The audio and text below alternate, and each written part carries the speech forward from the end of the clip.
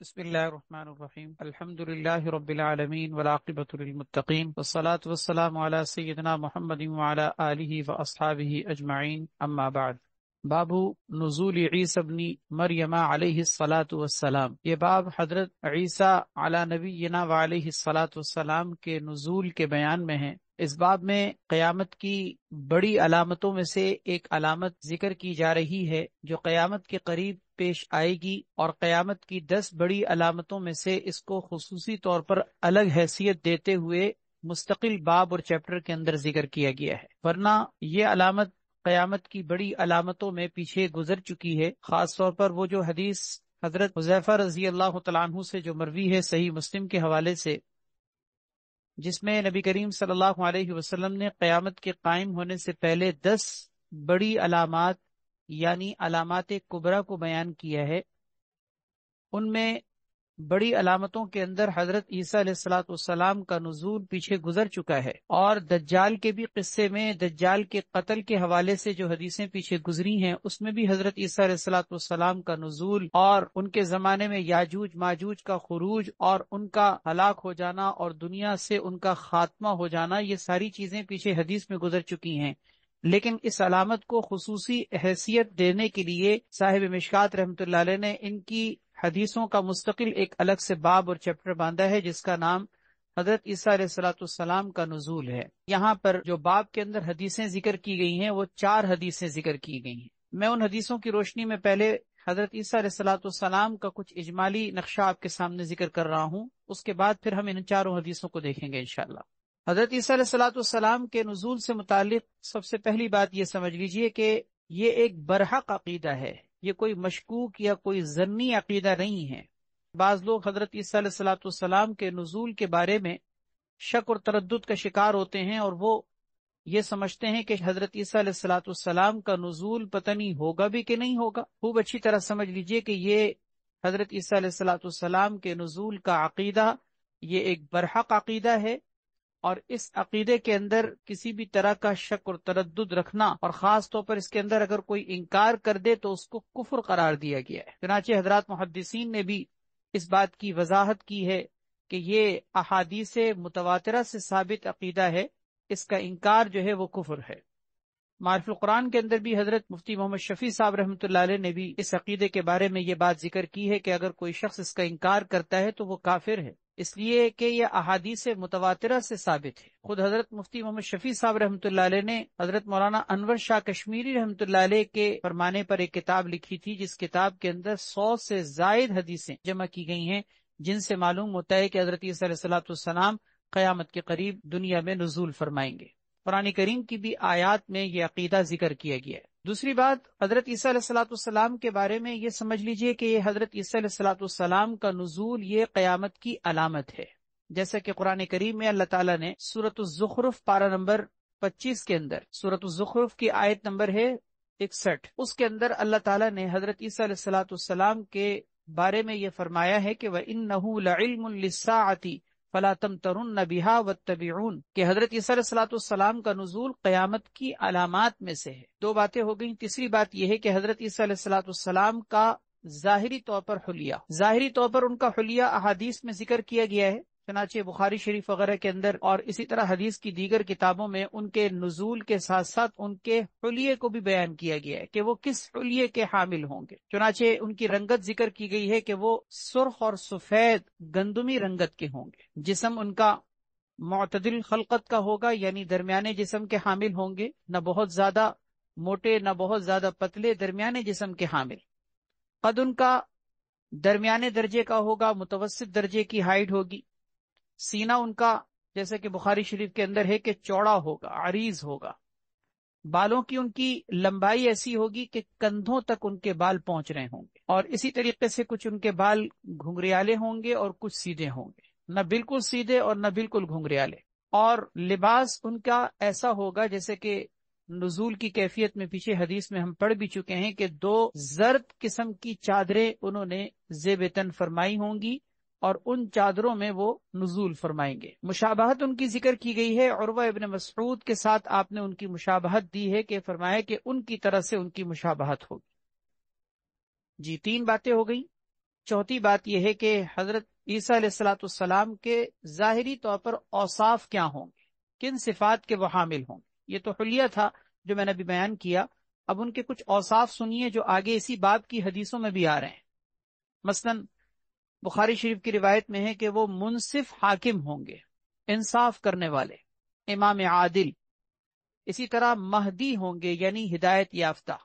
مہدی سے لغوی معنی مراد ہے جو ان کی شان کے بارے میں مسند احمد کے اندر ذکر کیا گیا ہے کہ حضرت عیسیٰ علیہ الصلوۃ والسلام ایک مہدی کی حیثیت سے نازل ہوں گے، یعنی اس کا مطلب یہ کہ وہ ہدایت یافتہ ہوں۔ اسی طرح ان کی ایک صفت ذکر کی گئی ہے کہ وہ مجاہد ہوں گے، مقاتل، اسلام کے لیے جہاد کریں گے، قتال کریں گے، یہودیوں کے ساتھ ان کا جہاد ہوگا، دجال کے ساتھ ان کا جہاد ہوگا۔ اسی طرح ان کی ایک حیثیت ذکر کی گئی ہے بخاری اور مسلم وغیرہ کے اندر کہ وہ قاطع منکرات ہوں گے، یعنی دنیا کے اندر جتنے بھی منکرات، معاصی، فسق و فجور کے جتنے کام پھیلے ہوں گے ان کا قلع کما کر دیں گے۔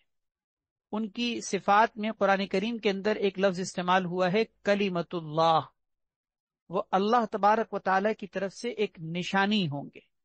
اور اسی طرح ایک لفظ ذکر کیا گیا روح اللہ، روح اللہ یعنی اللہ تبارک و تعالی کی جانب سے خاص قسم کی وہ ایک روح ہے جو اللہ تعالیٰ نے اپنے حکم سے پیدا کی ہے، اور جو عام توالد اور تناسل کے طریقے سے پیدا نہیں ہوئے، کہ عام جو انسان کی پیدائش کا جو طریقہ ہوتا ہے اس سے ہٹ کر اللہ تعالیٰ کی طرف سے یہ خصوصی طور پر روح ان کو دی گئی ہے، اس لیے ان کو روح اللہ بھی کہا جاتا ہے۔ کلمت اللہ بھی کہتے ہیں اللہ کی نشانی، اور روح اللہ بھی کہتے ہیں کہ اللہ کی جانب سے خاص قسم کی روح۔ اسی طرح قرآن کریم میں سورہ مریم کے اندر ان کو قول الحق بھی کہا گیا ہے، یعنی برحق اللہ تعالیٰ کی طرف سے ایک برحق بات، کیونکہ ان کے بارے میں کسی بھی طرح کا کوئی شک اور تردد، اس کے مقابلے میں ان کو قول الحق کہا گیا۔ اسی طرح سورہ آل عمران میں ان کو وجیح کہا گیا ہے۔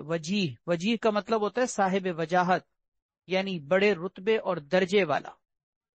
مفسرین نے اس کا مطلب یہ ذکر کیا ہے کہ وجیح ایسے شخص کو کہتے ہیں کہ جو اللہ تعالیٰ سے دعا مانگے اس کی دعا قبول ہو جائے، جس کو مستجاب الدعوات بھی کہتے ہیں۔ ان کی ایک صفت قرآن کریم میں زکیہ بھی ذکر کی ہے۔ زکی کے معنی آتے ہیں پاکیزہ ہونا۔ اسی طرح ان کو مبارک بھی کہا گیا ہے قرآن کریم کے اندر، خود ان کے الفاظ میں قرآن کریم کے اندر موجود ہے وَجَعَلَنِي مُبَارَكًا، اللہ نے مجھے بابرکت بنایا ہے۔ ان کو فرمانبردار اور بارعب بھی کہا گیا ہے۔ یہ سارے ان کے ظاہری اوصاف ہیں جن صفات کے ساتھ اللہ تبارک و تعالی ان کو نازل فرمائیں گے۔ 4 باتیں ہو گئیں، 5ویں بات یہ سمجھیے کہ ان کے نازل ہونے کے بعد مشن کیا ہوگا، ان کے کارنامے کیا ہوں گے، زمین پر آ کر یہ کیا کارنامے سر انجام دیں گے۔ خود اس باب کے اندر ان حدیثوں میں وہ مشن اور کارنامے ان کے ذکر کیے گئے ہیں۔ مثلا نصرانیت کا دنیا سے خاتمہ کر دیں گے، اسی طرح دنیا سے یہودیت کا بھی خاتمہ ہو جائے گا۔ خود حدیث میں یہ بات آ رہی ہے کہ جتنے بھی اہل کتاب ہوں گے وہ سب کے سب ان پر ایمان لائیں گے۔ قرآن کریم کی بھی سورۃ النساء کے اندر اللہ تبارک و تعالیٰ نے آیت نمبر 159 میں یہ بات ذکر کی ہے کہ جتنے بھی اہل کتاب ہیں وہ سب کے سب ان پر ایمان لے آئیں گے۔ تو دنیا سے نصرانیت کا خاتمہ اور یہودیت کا خاتمہ ہو جائے گا۔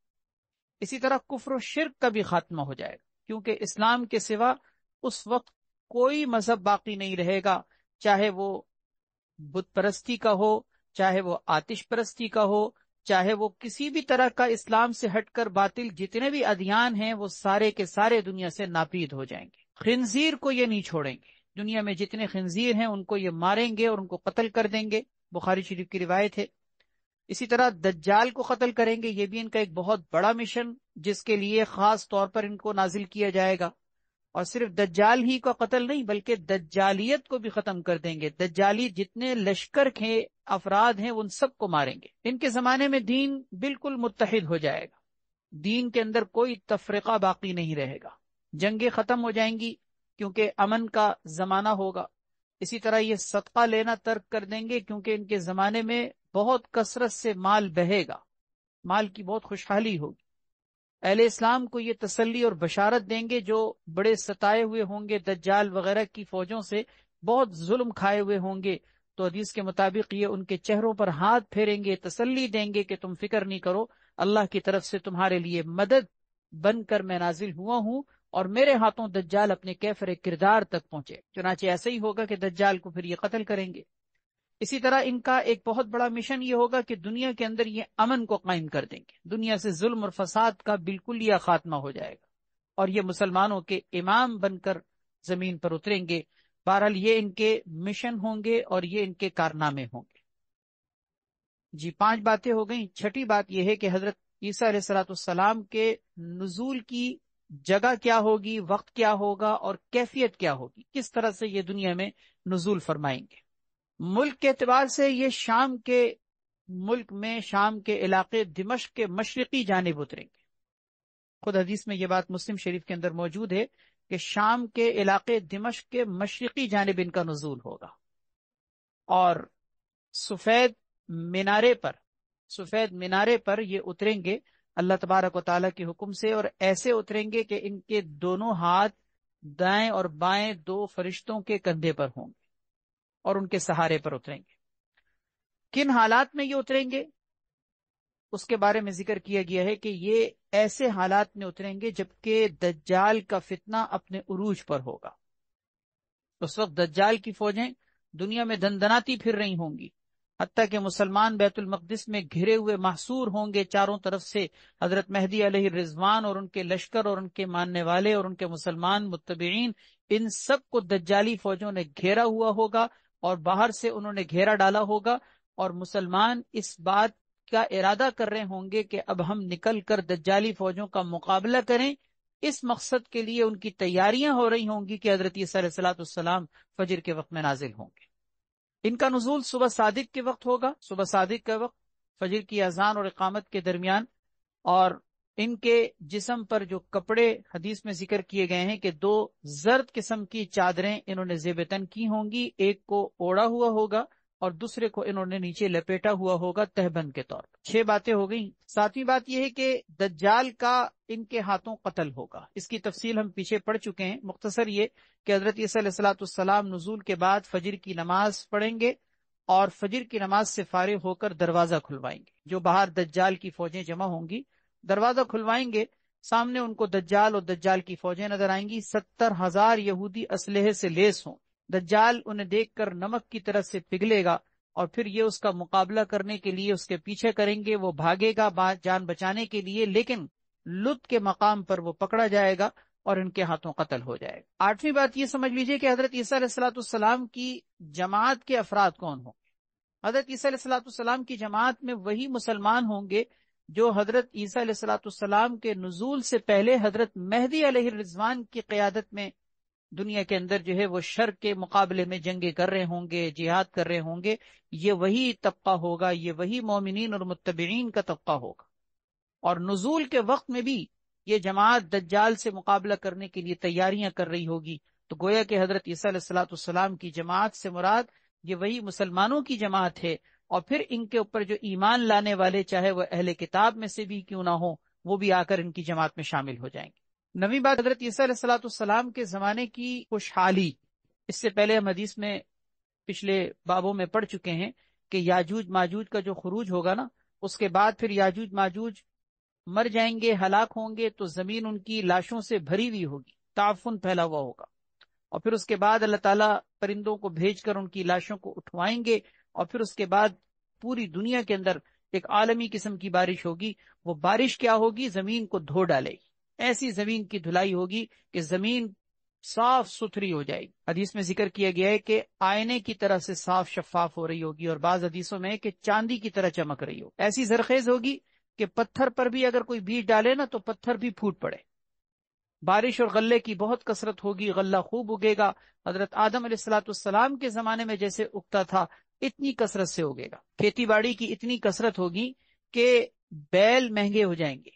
بیل کے ذریعے سے چونکہ کھیتی باڑی کی جاتی ہے تو بیل مہنگے ہو جائیں گے، کیونکہ اس کی ڈیمانڈ بڑھ جائے گی، اور چونکہ دنیا کے اندر جنگوں کا خاتمہ ہو جائے گا تو جنگوں کے خاتمے کی وجہ سے گھوڑے جو ہے سستے ہو جائیں گے، کیونکہ گھوڑوں کی پشت پر سواری کے لیے لوگوں کو ضرورت نہیں ہوگی۔ تو حدیث میں ذکر کیا گیا ہے کہ چند درہموں میں مہنگے اور عربی النسل کے گھوڑے ملیں گے۔ انگور کا یہ عالم ذکر کیا گیا ہے حدیث میں کہ ایک ایک خوشہ ایک ایک جماعت کے لیے کافی ہوگا، ایک ایک انار کے دانے سے ایک ایک جماعت سیر ہو. انار کے چھلکے ایسے بڑے ہوں گے کہ اس کو گویا کہ ایک ایک جماعت سائے کے طور پر، سائبان کے طور پر حاصل کرے گی، یعنی استعمال کرے گی، کہ اس کے اوپر جیسے چھتری کی طرح سے ایک انار کا جو ہے چھلکا کام آ رہا ہو.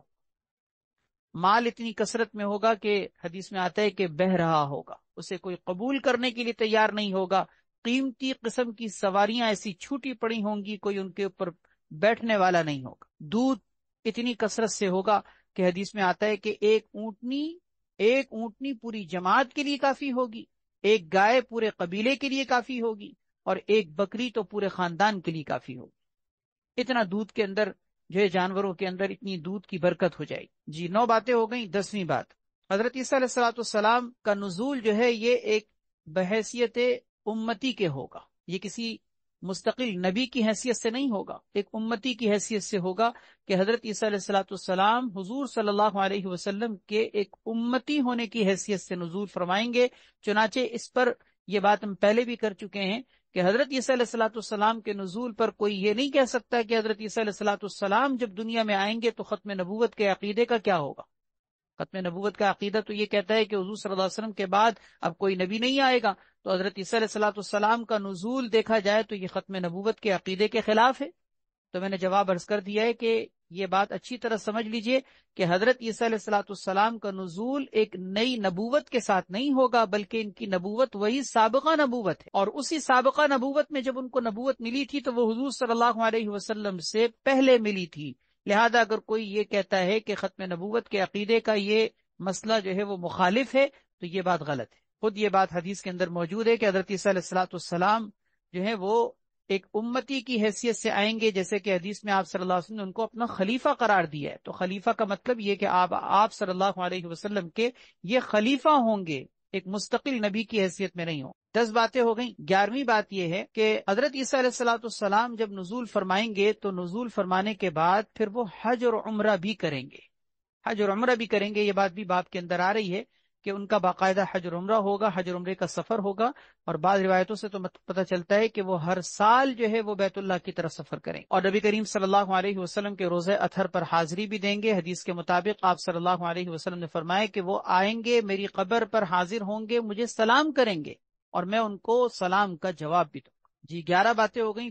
12ویں بات یہ ہے کہ ان کا حضرت عیسیٰ علیہ الصلوۃ والسلام کا جب نزول ہوگا تو اسی نزول میں پھر ان کا نکاح بھی ہوگا. نزول کے بعد ان کا نکاح بھی ہوگا، ان کی ہاں اولاد بھی ہوگی. حدیث میں اس کی تفصیل بھی ذکر کی گئی ہے کہ یہ کہاں نکاح کریں. چنانچہ حدیث میں موجود ہے کہ حضرت شعیب علیہ الصلوۃ والسلام کی قوم جو کہ حضرت موسیٰ علیہ الصلوۃ والسلام کا سسرال ہے، جیسے کہ قرآن کریم میں آپ نے وہ قصہ پڑھا ہوگا کہ حضرت شعیب علیہ الصلوۃ والسلام کی بیٹی سے حضرت موسیٰ علیہ الصلوۃ والسلام کا نکاح ہوا تھا. تو حضرت شعیب علیہ الصلوۃ والسلام کی جو قوم جو حضرت موسیٰ علیہ الصلوۃ والسلام کا سسرال ہے، اسی کی ایک شاخ ہوگی قبیلہ جذام، اس میں حضرت عیسیٰ علیہ الصلوۃ والسلام کا نکاح ہوگا اور پھر ان کی اولاد بھی ہوگی. نکاح کرنے کے بعد یہ 19 سال قیام فرمائیں گے. نکاح کے بعد 19 سال قیام فرمائیں گے، اور نکاح ان کا 21 سال کے بعد ہوگا. نزول کے 21 سال بعد نکاح کریں گے، اور 21 سال بعد نکاح کرنے کے بعد مزید یہ 19 سال رہیں گے. تو دونوں ملا کر نتیجہ کیا نکلا کہ ان کا کل زمین کے اندر جو قیام ہوگا وہ 40 سال پر محیط ہو.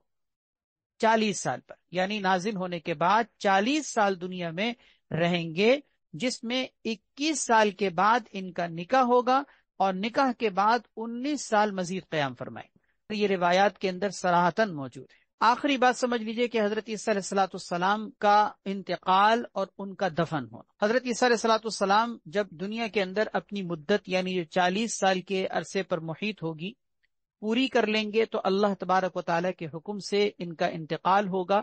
اور نبی علیہ الصلوۃ والسلام کے ساتھ آپ کے روزہ اطہر میں ایک جگہ خالی ہے حضرت عمر رضی اللہ تعالیٰ عنہ کے بعد، اس جگہ میں ان کی قبر بنے. روزہ اطہر میں ایک جگہ ابھی بھی موجود ہے، حضور اکرم صلی اللہ علیہ وسلم کی قبر ہے. اس کے بعد تھوڑا سا نیچے کی جانب حضرت ابوبکر صدیق رضی اللہ تعالیٰ عنہ کی قبر ہے، اور اس کے بعد پھر حضرت عمر رضی اللہ تعالیٰ عنہ کی قبر ہے. اس کے بعد ایک جگہ خالی، اور حضور صلی اللہ علیہ وسلم نے یہ بات خود حدیث میں وضاحت کے ساتھ ذکر کر دی ہے کہ ان کا قبر کا معاملہ حضور صلی اللہ علیہ وسلم کے روزہ اطہر پر ہوگا۔ یہ میں نے آپ کے سامنے اجمالی طور پر کچھ باتیں ذکر کی ہیں، اب اس کے بعد حدیثوں کی روشنی میں اس کی تفصیل ملاحظہ فرمائیے۔ الفصل الاول عن ابی ہریرہ رضی اللہ تعالی عنہ قال قال رسول اللہ صلی اللہ علیہ وسلم، نبی کریم صلی اللہ علیہ وسلم کا ارشاد ہے، والذی نفسی بیدہ، آپ نے قسم کھا کر فرمایا قسم اس ذات کی جس کے قبضے میں میری جان ہے، لیوشکن ان ینزل فیکم ابن مریم، کہ ان قریب، لیوشکن ضرور بضرور، ان قریب ایسا ہوگا کہ ان ینزل فیکم ابن مریم، کہ تمہارے درمیان حضرت ابن مریم علیہ السلام نازل ہوں گے۔ ابن مریم یعنی حضرت مریم علیہ السلام کے بیٹے، مراد حضرت عیسیٰ علیہ السلام ہیں، اور چونکہ یہ بغیر باپ کے پیدا ہوئے تھے اس لیے ان کی نسبت ولدیت کے اعتبار سے والدہ کی طرف کی جاتی ہے، حضرت عیسیٰ ابن مریم علیہ السلام۔ تو حضرت عیسیٰ علیہ السلام زمین میں نازل ہوں گے حکمن عدلن، ایک عادل حاکم کی حیثیت سے۔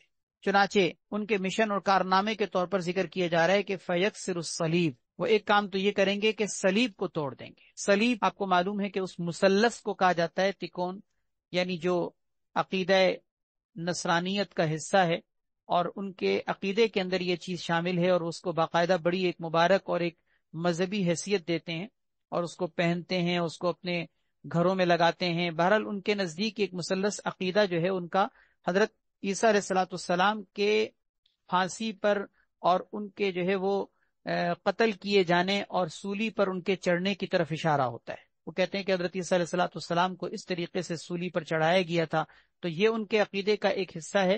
حالانکہ قرآن کریم کی نص قطعی کے اندر وضاحت کے ساتھ یہ موجود ہے سورہ آل عمران کے سورہ نساء کے اندر کہ اللہ تعالیٰ نے ارشاد فرمایا کہ وما قتلوہ یقینا، کہ ان لوگوں نے حضرت عیسیٰ علیہ السلام کو یقینی طور پر قتل نہیں کیا۔ یہ بات یعنی گویا کہ شک کے درجے میں بھی نہیں ہے، قرآن کے الفاظ ہیں یقیناً، کہ یقینی طور پر انہوں نے حضرت عیسیٰ علیہ السلام کو قتل نہیں کیا۔ بر رفعہ اللہ الیہ، اللہ نے ان کو اپنی طرف بلا لیا ہے، اللہ نے ان کو اپنی طرف اٹھا لیا ہے۔ تو فیکسر الصلیب، وہ آ کر صلیب کو توڑیں گے، اور صلیب کو توڑنے سے کیا مراد ہے؟ حضرات محدثین نے اس کا مطلب یہ ذکر کیا ہے کہ نصرانیت کو ختم کریں گے، کیونکہ صلیب کو توڑنے کا مطلب کوئی صلیب توڑنا نہیں، بلکہ یہ نصرانیت کے عقیدے کو توڑنا ہے۔ وَيَقْتُلُ الْخِنْزِيرَ، اسی طرح خنزیر کو قتل کریں گے، کہ جس کے بارے میں اہل کتاب کے اندر اس کو کھانا اور اس کو حلال سمجھنا اور اس گندی چیز کے اندر ان کا مصروف رہنا، منہمک رہنا، حضرت عیسیٰ علیہ السلام چونکہ دنیا کے اندر آئیں گے تو منکرات اور فسق و فجور اور معاصی کے تمام گندے کام ختم کریں گے۔ انہی میں سے ایک کام یہ ہوگا کہ خنزیر کو بھی قتل کریں گے۔ وَيَزَعُ الْجِزْيَةَ، تیسرا یہ ذکر کیا گیا ہے کہ وہ جزیے کو ختم کر دیں گے، جزیہ ختم۔ اب اس کے بعد یہ نہیں ہوگا آپشن کہ کوئی اسلام قبول نہیں کرتا تو ٹھیک ہے مسلمانوں کے ماتحت جزیہ دے کر ایک ذمی کی حیثیت سے رہے، نہیں، یہ آپشن ختم ہو جائے گا۔ آپ کو معلوم ہے کہ کافر اگر مسلمانوں کے ماتحت رہیں اور جزیہ دے کر ایک ذمی کی حیثیت سے زندگی گزاریں تو مسلمان ان کی جان اور مال سے تعرض نہیں کرتے، بلکہ ان کی جان اور مال کے مسلمان محافظ ہوتے ہیں۔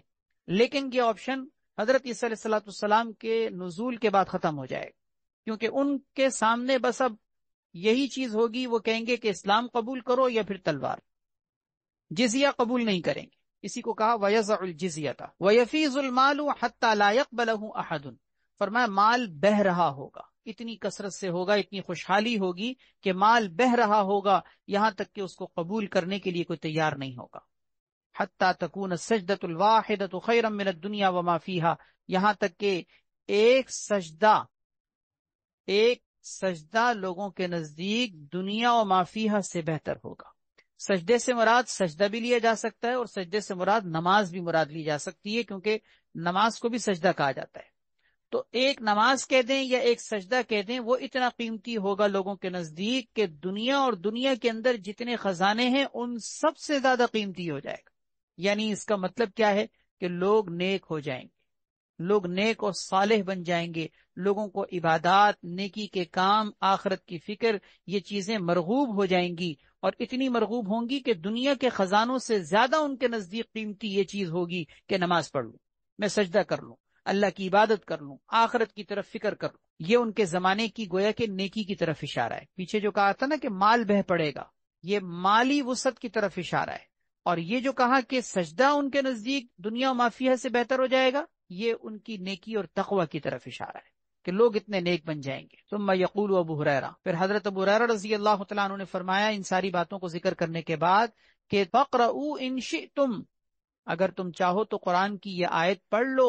سورہ نساء کے اندر جو آیت نمبر 159 ہے، اس آیت کو اگر تم چاہو تو پڑھ لو، تمہیں قرآن کی اس آیت میں یہ چیز مل جائے گی کہ وَإِن مِّنْ أَهْلِ الْكِتَابِ إِلَّا لَيُؤْمِنَنَّ بِهِ قَبْلَ مَوْتِهِ، کہ حضرت عیسیٰ علیہ السلام کے نزول کے بارے میں قرآن کریم کی اس آیت میں یہ کہا گیا ہے کہ وَإِنَّ مِنْ أَهْلِ الْكِتَابِ، اہل کتاب میں سے کوئی نہیں ہے مگر یہ کہ وہ سب کے سب حضرت عیسیٰ علیہ السلام کی وفات سے پہلے ان پر ایمان لے آئیں۔ قبل موت ہی کی جو ہی ضمیر ہے، یہ حضرت عیسیٰ علیہ السلام کی طرف لوٹ رہی ہے۔ اس کا مطلب یہ کہ حضرت عیسیٰ علیہ السلام کے مرنے سے پہلے، ان کے وفات پانے سے پہلے، حضرت عیسیٰ علیہ السلام کے انتقال کرنے سے پہلے دنیا میں جتنے بھی اہل کتاب ہیں اس وقت وہ سب کے سب ان پر ایمان لے آئیں گے۔ اس کا مطلب کیا کہ ایمان لے آئیں گے، اگر ایمان نہیں لائیں گے تو مارے جائیں گے۔ جیسے کہ یہود ہے، پیچھے گزرا ہے کہ دجال اور دجالیت کو جو خاتمہ کریں گے وہ مانیں گے تو ٹھیک ہے، آ کے شامل ہو جائیں۔ جو مانتا ہے حضرت عیسیٰ علیہ السلام پر ایمان لاتا ہے وہ آ کے شامل ہو جائے۔ چنانچہ ایسا ہوگا کہ بہت سے یہودی بھی اور بہت سے عیسائی بھی، نصرانی بھی، وہ آ کر حضرت عیسیٰ علیہ السلام کی صف میں شامل ہو جائیں گے۔ لیکن اگر کوئی نہیں مانتا تو مارا جائے گا، قتل کر دیا جائے گا، ہلاک کر دیا جائے گا، اس کو تباہ و برباد کر دیا جائے گا۔ ام من اہل الکتاب الا لیؤمنن بہ قبل موتہ، کہ حضرت عیسیٰ علیہ السلام کی وفات سے پہلے تمام اہل کتاب ان پر ایمان لے آئیں گے۔ اس آیت کی ایک تفسیر دوسری بھی ہے، اور وہ یہ ہے کہ اہل کتاب اپنی وفات سے پہلے حضرت عیسیٰ علیہ السلام پر ایمان لے آتے ہیں۔ یہاں پر موت ہی کی ہی ضمیر اس دوسری تفسیر کے مطابق اہل کتاب کی طرف لوٹے گی، اور اس صورت میں اس کا ترجمہ یہ بنے گا کہ دنیا میں جتنے بھی اہل کتاب یہودی یا نصرانی مرتے ہیں آج بھی، مثلا یعنی اگر مرتے ہیں دنیا کے اندر، تو وہ مرنے سے پہلے حضرت عیسیٰ علیہ السلام پر ایمان لاتے ہیں۔ کیسے لاتے ہیں؟ وہ اس طرح لاتے ہیں کہ جب ان کے اوپر عالم آخرت منکشف ہو جاتا ہے، فرشتے آ کر ان کی روح نکال رہے ہوتے ہیں، توبہ کا دروازہ بند ہو جاتا ہے، عالم برزخ ان کے سامنے آ جاتا ہے، حقیقت پر پردے جو ان کے اس وقت پڑے ہوئے ہیں وہ چاک ہو جاتے ہیں، تو اپنی آنکھوں سے اس منظر کو جب وہ دیکھ لیتے ہیں کہ ہم کیا تھے اور کیا ہونا چاہیے تھا، تو اس موت کے وقت میں وہ ایمان لے آتے ہیں، حضرت عیسیٰ علیہ السلام پر ایمان لے آتے ہیں۔ اگر کوئی دنیا میں نہیں بھی مانتا، جیسے یہودی ہیں، حضرت عیسیٰ علیہ السلام پر ایمان نہیں رکھتے، لیکن مرنے کے وقت میں وہ بھی جب عالم برزخ کو دیکھ لیتے ہیں، فرشتے روح نکال رہے ہوتے ہیں، تو وہ بھی ایمان لے آتے ہیں۔ یہ اس کی دوسری تفسیر ہے۔ حضرات مفسرین نے ان دونوں تفسیروں کو ذکر کیا ہے۔ بہرحال یہاں جو حدیث کے اندر تفسیر ذکر کی گئی ہے، یہ پہلی تفسیر جو میں نے ذکر کی تھی کہ موت ہی کی ہی ضمیر حضرت عیسیٰ علیہ السلام کی طرف لوٹائی جائے، تو اب مطلب یہ بنے گا کہ اس وقت حضرت عیسیٰ علیہ السلام کے نزول کے بعد ان کی وفات سے پہلے اہل کتاب سارے کے سارے ایمان لے آئیں گے۔ کیوں؟ اس لیے کہ کوئی نصرانی نہیں رہے گا، کوئی یہودی نہیں رہے گا، سب کے سب مسلمان ہو جائیں گے۔ اب یا تو مسلمان ہونا ہے یا پھر مارا جا۔ وعنہ قال رسول اللہ صلی اللہ علیہ وسلم واللہ لینزلن ابن مریم حکما عادلا، نبی کریم صلی اللہ علیہ وسلم کا ارشاد ہے، اللہ کی قسم، واللہ اللہ کی قسم، حضرت ابن مریم علیہ السلام ضرور نازل ہوں گے حکما عادلا، ایک عادل حاکم کی حیثیت سے۔ حکم فیصلہ کرنے والے کو بھی کہتے ہیں، اور حاکم کو بھی کہا جاتا ہے کیونکہ وہ بھی فیصلہ کر رہا ہوتا ہے۔ تو حضرت عیسیٰ علیہ السلام ایک عادل فیصل کی حیثیت سے، ایک عادل فیصلہ کرنے والے کی حیثیت سے نازل ہوں گے، منصف حکمران جس کو کہا جاتا ہے۔ فَلَيَكْسِرَنَّ الصَّلِيبَ، چنانچہ وہ ضرور صلیب کو توڑ دیں گے، یعنی نصرانیت کا خاتمہ کر دیں گے۔ وَلَيَقْتُلَنَّ الْخِنزِيرَ، اور خنزیر کو قتل کریں گے۔ وَلَيَزَعَنَّ الْجِزْيَةَ، اور جزیے کو وہ رکھ دیں گے، ختم کر دیں گے، کہ جزیے کا آپشن ان کے پاس پھر نہیں ہوگا، اب یا تو اسلام قبول کرو یا پھر تلوار کا سامنا کرو۔ وَلَيَتْرُكَنَّ الْقِلَاصَ فَلَا يَسْعَى عَلَيْهَا، وَلَيَتْرُكَنَّ الْقِلَاصَ، قلاص قلوص کی جمع ہے جس کے معنی جوان اونٹنی کے آتے ہیں۔ اس کا مطلب یہ کہ اس وقت حالت یہ ہوگی کہ جوان قسم کی اونٹنیاں بھی وہ چھوڑ دیں گے اس طرح سے کہ فلا یسعى علیہا، کہ کوئی اس کو لینے کے لیے نہیں دوڑے گا، یعنی اس کو حاصل کرنے کے لیے کوئی آگے نہیں بڑھے گا۔ کیوں؟ اس لیے کہ مال اتنی کثرت سے ہوگا اور بہہ رہا ہوگا کہ کسی کو مال کی طرف رغبت ہی نہیں ہوگی۔ جیسے کوئی قیمتی چیز ہو اور چند ہوں تو سب کو اس کی طرف رغبت ہوتی ہے، اور اگر کوئی قیمتی چیز بہت زیادہ ڈھیر کے ڈھیر پڑی ہوئی ہو تو اس کی پھر حالت یہ ہوتی ہے کہ پاؤں میں آ رہی ہوتی ہے۔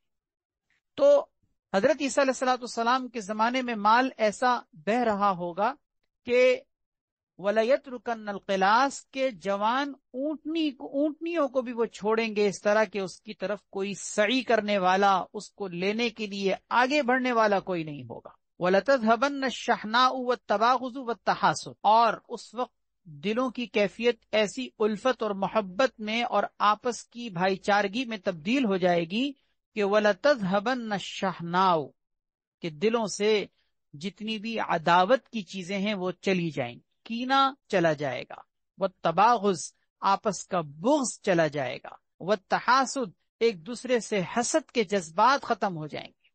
تو باہمی عداوت، نفرت یا اسی طرح بغض، کینہ، حسد، آپس کے لڑائی جھگڑے، نزاعات، ایک دوسرے سے قطع تعلقیاں، یہ سب کے سب ختم ہو جائیں گے۔ وَلَيَدْعُوَنَّ إِلَى الْمَالِ فَلَا يَقْبَلُهُ أَحَدٌ، فرمائے کہ وہ مال کے لینے کے لیے لوگوں کو دعوت دیں گے، بلائیں گے کہ آؤ یہ مال لے لو، لیکن فَلَا يَقْبَلُهُ أَحَدٌ، اسے کوئی قبول کرنے کے لیے تیار نہیں ہوگا۔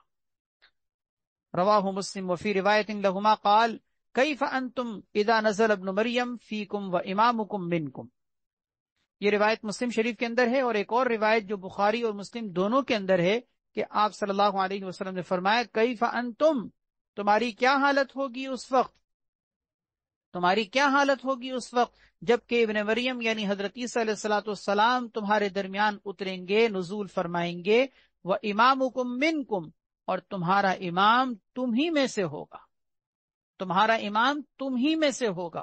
تم ہی میں سے ہونے کا مطلب کیا؟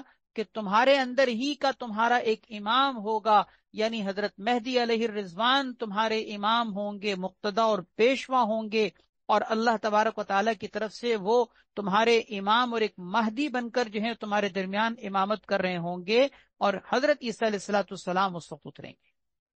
وَإِمَامُكُم مِّنكُم، تمہارا امام تم ہی میں سے ہوگا، اس سے اشارہ ہے حضرت مہدی علیہ الرضوان کی طرف۔ وعن جابر رضی اللہ تعالی عنہ قال قال رسول اللہ صلی اللہ علیہ وسلم لا تزال طائفة من امتی، آپ صلی اللہ علیہ وسلم نے ارشاد فرمایا کہ میری امت میں سے ایک جماعت مسلسل قتال کرتی رہے گی علی الحق، حق پر، حق راستے پر، حق دین حق پر قتال کرتی رہے گی، ظاہرینہ، اور وہ صرف قتال کرنے والے نہیں بلکہ غالب رہنے والے ہوں گے، ظاہرینہ ای غالبینہ، یعنی وہ غالب رہیں گے الی یوم القیامتی، قیامت تک۔ قیامت تک کا مطلب یعنی قیامت سے پہلے جو قیامت کی بڑی بڑی علامتوں کے ظاہر ہونے تک جو ہے ان کا یہ معاملہ قتال کا چلتا رہے گا، چلتا رہے گا، ہر دور میں، ہر دور کے اندر، ہر زمانے کے اندر وہ جماعت موجود رہے گی۔ آپ دیکھ لیجئے، تاریخ اٹھا کر دیکھ لیجئے، مسلمان چاہے کتنا ہی زوال کا شکار کیوں نہ ہو جائیں، یہ جماعت آپ کو نظر آئے گی۔ اس وقت بھی آپ دیکھ لیں دنیا کے اندر کیسی عیاشی، کیسی غفلت، کیسی بے فکری، کیسی لاپرواہی، کیسی دنیا طلبی کی دوڑ لگی ہوئی ہے، کفار کا غلبہ ہے، کفار کی یلغار ہے، کفار کے شکنجے میں مسلمان جکڑے ہوئے ہیں، دنیا کے کئی خطوں میں مسلمانوں پر مظالم ڈھائے جا رہے ہیں، اس کے باوجود آپ کو ایک جماعت حق نظر آ رہی ہے جو کفر کو ناکو چنے چبوا رہی ہے نا۔ اللہ پاک ان کو فتح و نصرت عطا فرمائے، اللہ پاک ان کو کامیابی اور کامرانی نصیب فرمائے، اللہ ہمیں اس جماعت میں شامل فرمائے، اللہ ہمیں بھی، ہمارے بچوں کو، ہماری نسلوں کو بھی اس جماعت کے لیے قبول کر لے۔ یہ جماعت حق یہ کوئی آج کی تاریخ میں نہیں ہے، آپ دیکھ لیجئے اسلام کی تاریخ میں آپ کو یہ جماعت ہمیشہ ہر دور میں نظر آئی۔ آپ صلی اللہ علیہ وسلم نے فرمایا یہ میری امت میں ایک جماعت حق پر قتال کرنے والی، غالب رہنے والی، قیامت تک چلتی رہی۔ اور پھر فرمایا کہ فَيَنزِلُ عِيسَى ابْنُ مَرْيَمَ، حضرت عیسیٰ علیہ السلام نازل ہوں گے، فَيَقُولُ أَمِيرُهُمْ، اور ان کا امیر کہے گا یعنی حضرت مہدی علیہ الرضوان، وہ کہیں گے تعال صلی لنا، کہ آپ نازل ہو چکے ہیں، آئیے ہمیں نماز پڑھا دیجئے، کیونکہ اذان ہو چکی ہوگی اور بالکل نماز کھڑی ہو رہی ہوگی، اور اتنے میں حضرت عیسیٰ علیہ الصلوۃ والسلام کا نزول ہوگا، تو حضرت مہدی علیہ رضوان جو آگے بڑھ کر نماز پڑھانے کے لیے آگے جا چکے ہوں گے مصلی پر، اور اتنے میں جب حضرت عیسیٰ علیہ الصلوۃ والسلام کا نزول ہوگا تو وہ پیچھے ہٹیں گے، وہ پیچھے ہٹیں گے اور پیشکش کریں گے کہ آئیے آپ نماز پڑھائیے۔ فیقول، تو حضرت عیسیٰ علیہ الصلوۃ والسلام فرمائیں گے لا ان بعضکم علی بعض امراء، کہ تمہارے بعض آپس میں ایک دوسرے کے اوپر ہی امراء ہیں، یعنی اس کا مطلب یہ کہ نماز پڑھانے کے لیے تم میں سے بعض بعض کے امیر بن کر، امام بن کر نماز پڑھائیں، میں جو ہے وہ تمہارے پیچھے نماز پڑھوں گا۔ تکرمت اللہ ہذہ الامہ، یہ ان کی طرف سے ایک ایسا معاملہ ہوگا کہ حدیث میں ذکر کیا گیا ہے کہ اللہ تعالی کی طرف سے اس امت کے اکرام کی وجہ سے، تکریمہ یہ مفعول لہو ہے، جس کا مطلب یہ کہ اللہ تبارک و تعالیٰ کی طرف سے یہ اس امت کے اکرام اور اس کی عزت افزائی کے لیے یہ ہوگا کہ حضرت عیسیٰ علیہ الصلوۃ والسلام جیسے جلیل القدر اولو العزم پیغمبر بھی نازل ہو کر اس امت کے ایک امام کے پیچھے نماز پڑھیں گے، اگرچہ بعد میں پھر حضرت عیسیٰ علیہ الصلوۃ والسلام نماز پڑھائیں گے، جیسے کہ دوسری احادیث میں یہ بات موجود ہے کہ حضرت عیسیٰ علیہ الصلوۃ والسلام پھر لوگوں کے امام ہوں گے، لیکن اس موقع پر حضرت عیسیٰ علیہ الصلوۃ والسلام کا اس امت کے ایک شخص کے پیچھے نماز پڑھنا یہ اس امت کے لیے ایک تکرمہ یعنی عزت افزائی کا ذریعہ ہوگا۔ رواہ مسلم۔ وہذا الباب خال عن الفصل الثانی، اس کے اندر فصل ثانی نہیں، اس کے بعد فصل ثالث ہے، الفصل الثالث۔